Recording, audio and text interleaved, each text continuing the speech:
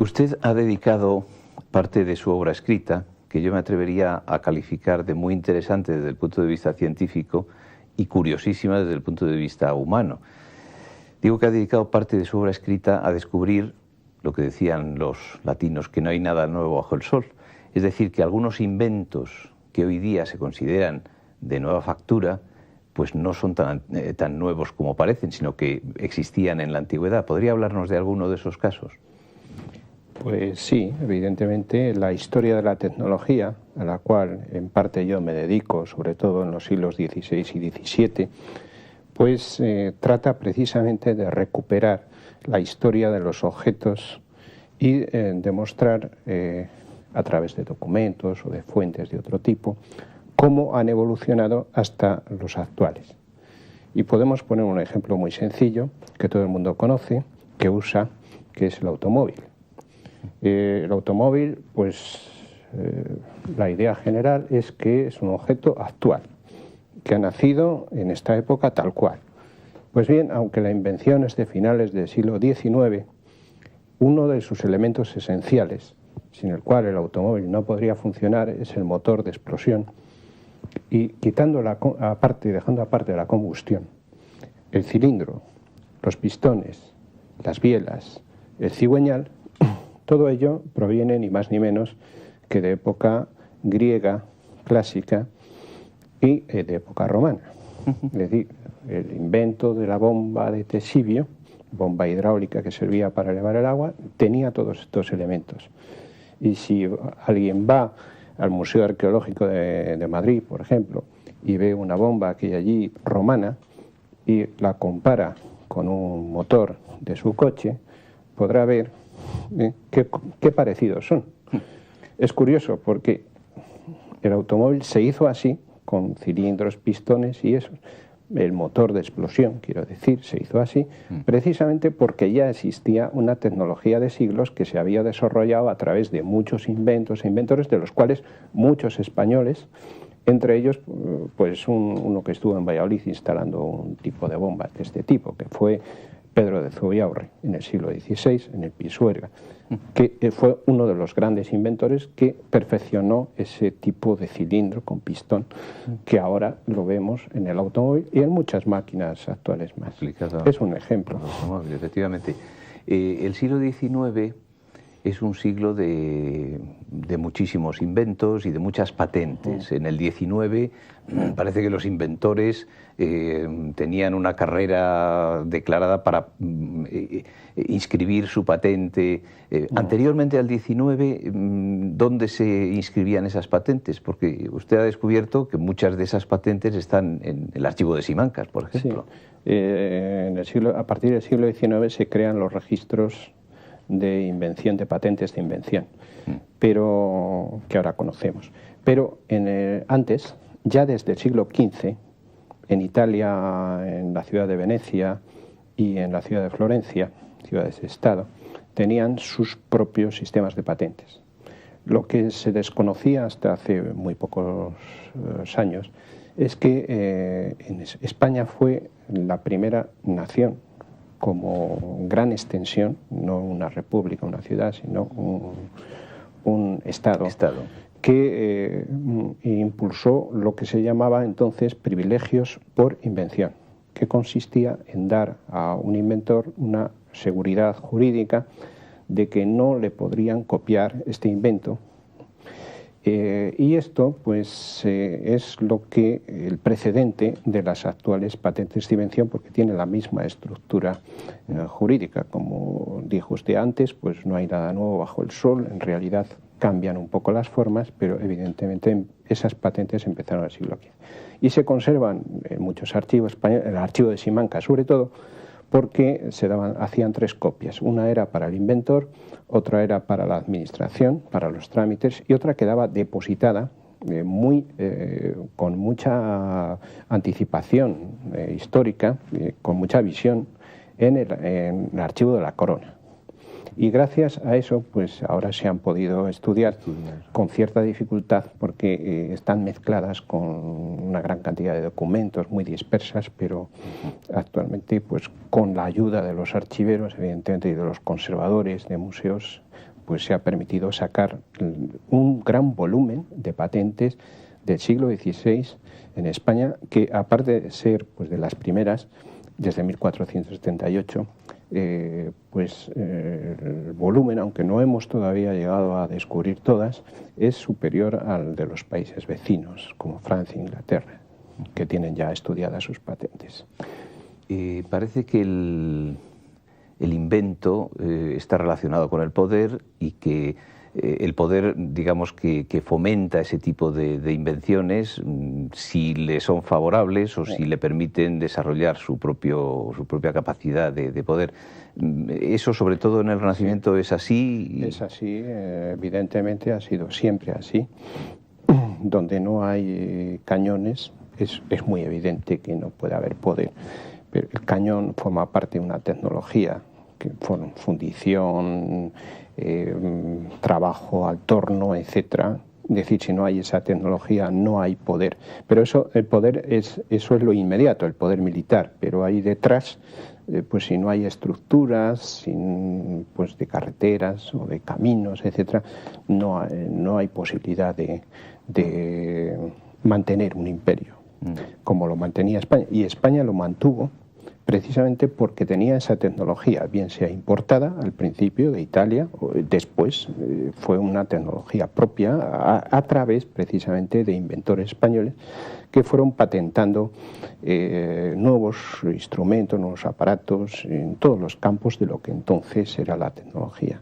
Y en la elección de esos inventos, ¿intervenía la voluntad real o había asesores que sabían decirle a los reyes lo que era preferible o lo que había que apartar por imposible? El mecanismo era precisamente que si un particular creía haber inventado algo, tenía que construir un modelo o el tamaño real de eso y demostrar ante unos científicos de la corte que eso funcionaba. El rey al final era el que firmaba la patente, daba o no el privilegio, pero previo asesoramiento de estos científicos. Y hay que decir que esto funcionó muy bien. Muchos inventos fantásticos fueron rechazados, la mayoría se rechazaban porque no se presentaba el modelo o no había un prototipo, era demasiado fantástico y solamente había que demostrar, cuando quedaba perfectamente demostrado que era nuevo y además que eso funcionaba, era cuando los asesores daban ya el consentimiento y el rey tenía la última palabra. Felipe II sobre todo.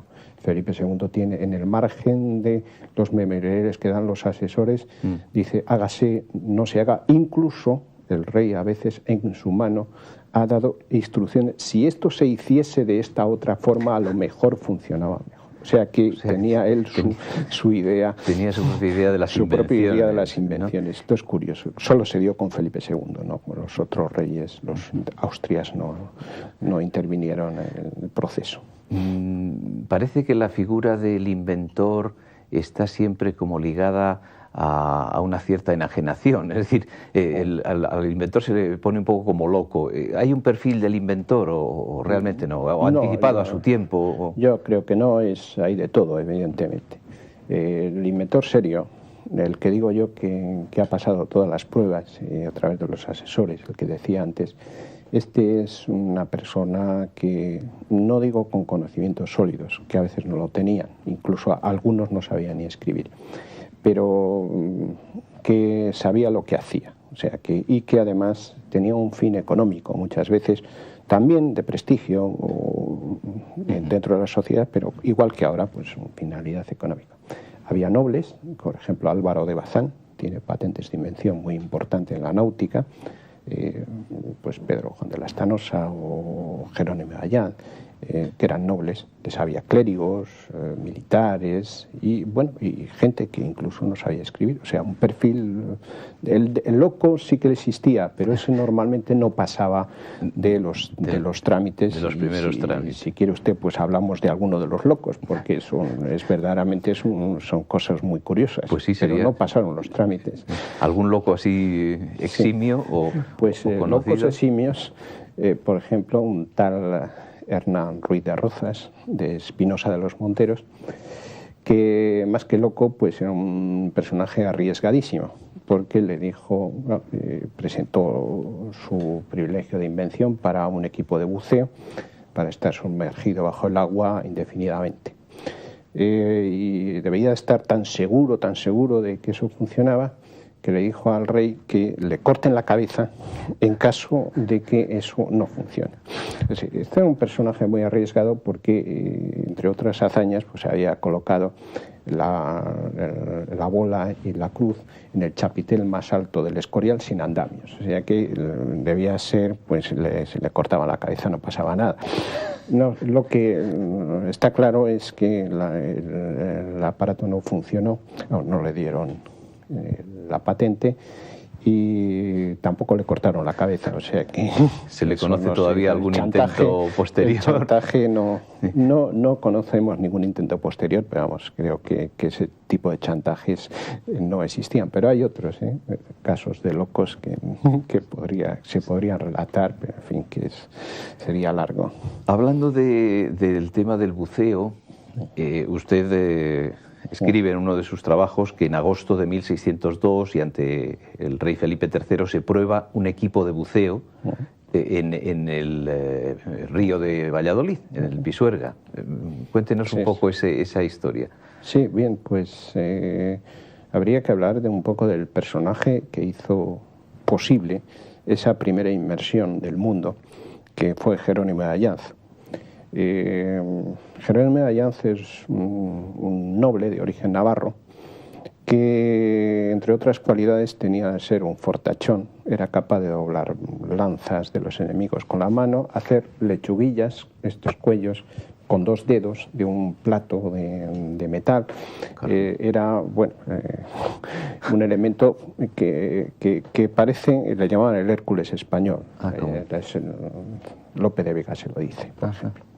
Bueno, pues parece que un fortachón de estos tiene que ser una persona poco hábil, en fin, no, todo lo contrario, era un pintor, era compositor de música y tenía bastantes cualidades para el gobierno, en fin, fue gobernador y comendador de la Orden de Calatrava, un personaje ilustre.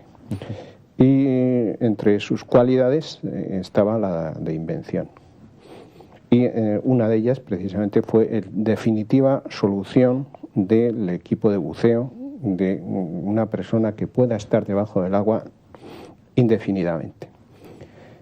Como en su casa no se podía hacer, se convocó a los científicos y ya el rey lo quiso ver por curiosidad y la corte acudió y acudió el pueblo de Valladolid a la orilla del Pisuerga, metieron un hombre con los equipos de buceo de Jerónimo de Allanz, que por cierto, pues son parecidos a los del siglo XIX, poco hay nuevo bajo el sol, y estuvo más de 1 hora.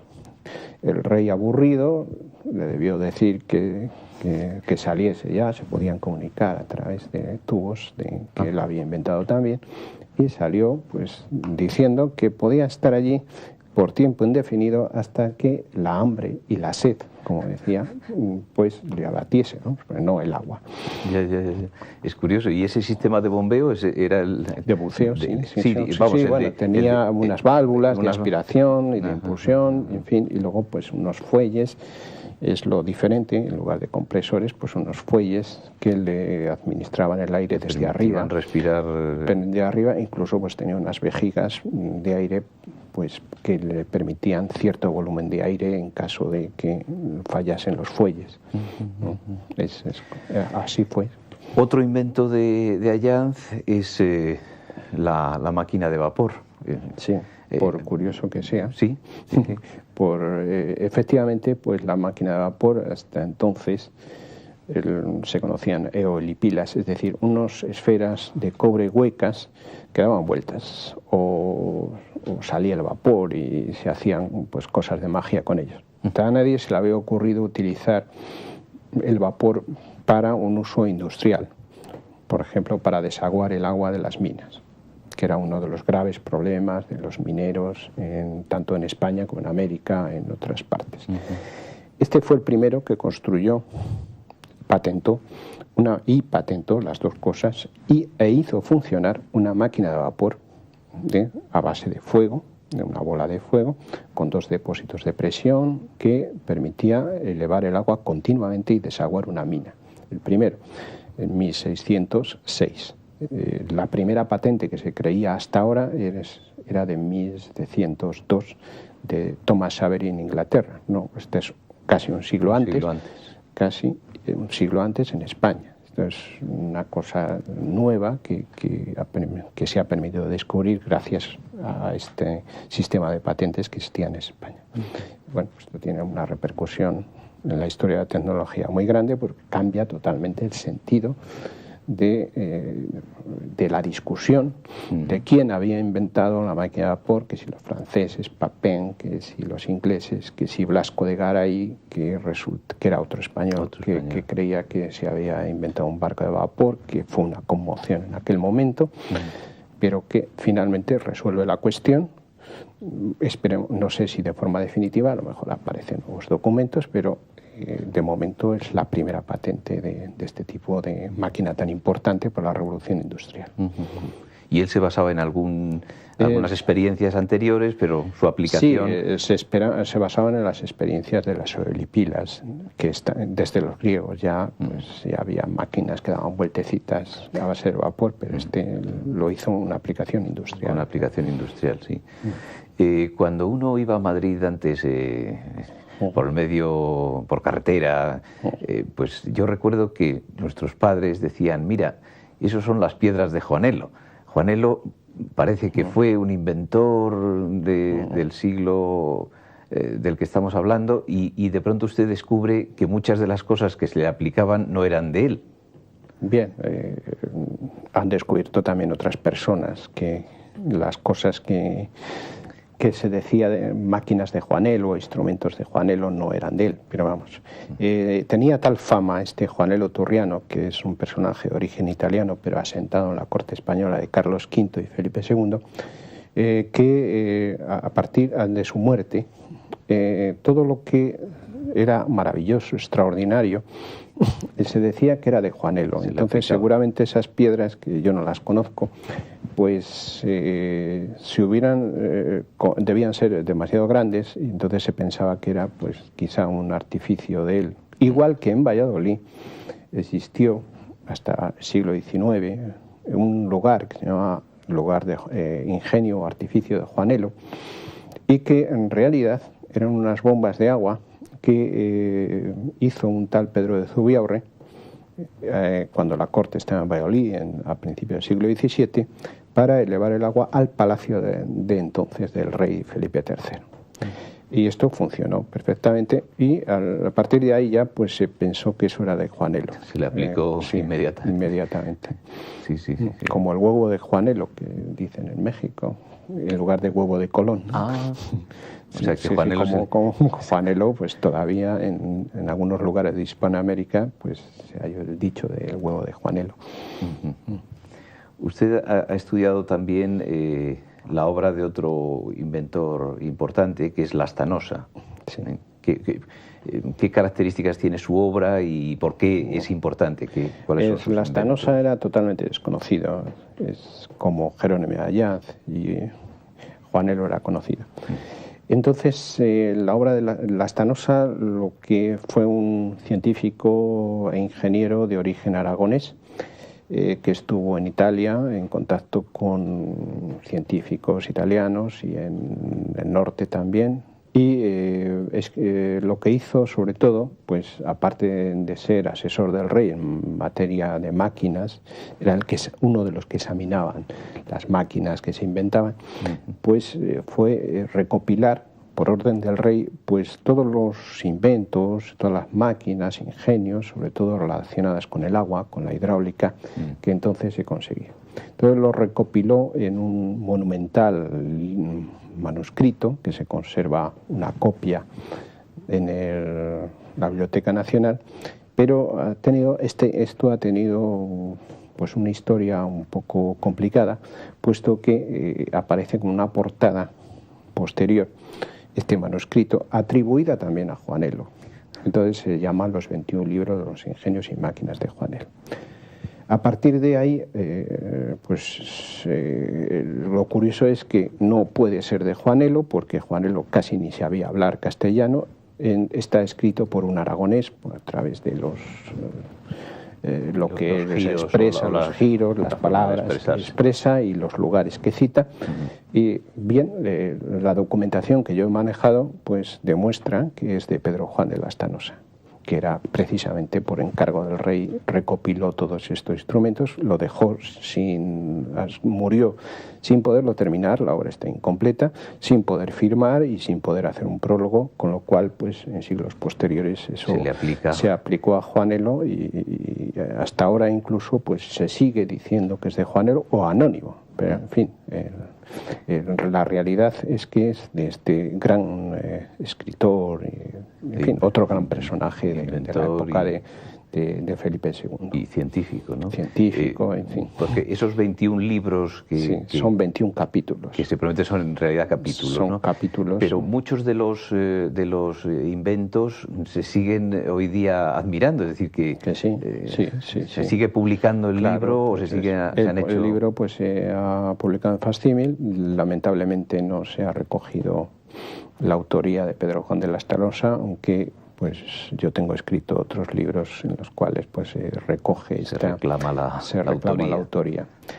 Pero vamos, por ejemplo, lo que decíamos antes, las bombas hidráulicas, pues turbinas hidráulicas, aplicadas a molinos, invenciones de todo tipo, sobre todo en la parte hidráulica, presas de arco, de bóvedas, etcétera, están recogidas en ese libro, y es otro de los manuscritos que desmiente que en el siglo XVI español la tecnología no existía o estaba atrasada, como tópicamente se ha venido diciendo. Entonces, esta es la importancia de este texto y de otros de menor tamaño, pero que también se conservan en bibliotecas o en archivos, pero que no están suficientemente estudiados, pero que son también de autores españoles.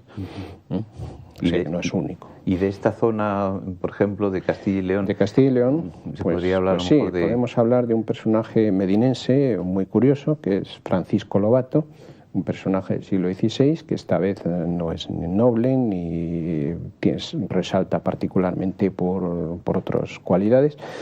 Este señor pues se dedicó a inventar. Tenía una obsesión por el movimiento continuo. Quería él inventar una máquina de movimiento continuo.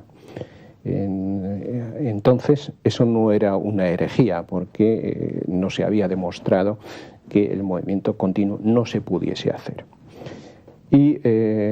Pero de esa obsesión, sobre todo de hacer una máquina reversible que volviese otra vez el agua a girar en sí misma, de esa obsesión, inventó una turbina muy parecida a las turbinas hidráulicas que se emplean actualmente.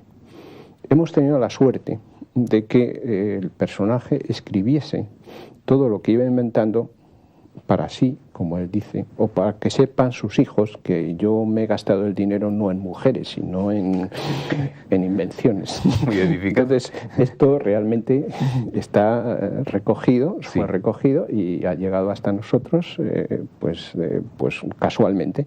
Y es un testimonio único, pues que está escrito pues así, espontáneamente, y tiene una información muy importante sobre cómo un inventor funcionaba en la época. Un inventor que no era un científico, ni un escritor, ni nada de eso, ni siquiera buen pintor. Por eso iba a decir, están acompañados de sus textos con dibujos, son unos dibujos muy eficaces, porque se entienden muy bien, pero muy ingenuos, sin las reglas, parecen dibujos medievales, más que renacentistas. El tiempo se nos va acabando. Una última pregunta. La energía eólica, que hoy se nos vende como última tecnología y como la panacea para muchas cosas, me imagino que tampoco es de hoy, tuvo sus defensores en el pasado. Sí, bueno, los molinos de viento, que es como se denominaban a los aparatos que funcionaron en épocas pasadas, han estado moviendo las piedras de moler hasta el siglo pasado. Bueno, siglo XX prácticamente, y muchos de ellos pues ya han desaparecido totalmente. En realidad la tecnología de los molinos de viento es del siglo XII en Europa y anterior en Asia. Hay quien dice siglo VII incluso. Es decir que y funcionaban extraordinariamente bien hasta tal punto que se ha querido reconstruir tal cual alguno de ellos y ha sido imposible con la tecnología actual. Los actuales ahora se hacen de otros materiales, evidentemente, que permite con el mismo sistema, pero con otros materiales más ligeros que permite hacerse. Bien, pues esta energía eólica, aunque parezca que en Castilla es poco conocido, pues hemos descubierto, pues Carlos Carricajo y yo, en paseos y búsquedas que hemos hecho por Tierra de Campos y por la provincia de Valladolid, hemos descubierto 20 y tantos antiguos molinos de viento sin sus aspas, pero sin embargo palomares, que se creían palomares, pero que en realidad eran estructuras antes de molinos de vientos reconvertidos en palomares. O sea que es una tecnología que existió en Castilla la Vieja, no solamente en Castilla la Nueva, se hizo famosa por el Quijote, sino incluso posiblemente anteriormente, en la Edad Media ya, funcionase también en Castilla. Y es de ahí, no digo yo que deriven, porque es distinto, pero la energía eólica se ha aprovechado siempre, prácticamente. Nicolás García Tapia, muchísimas gracias por sus respuestas. Bueno, gracias.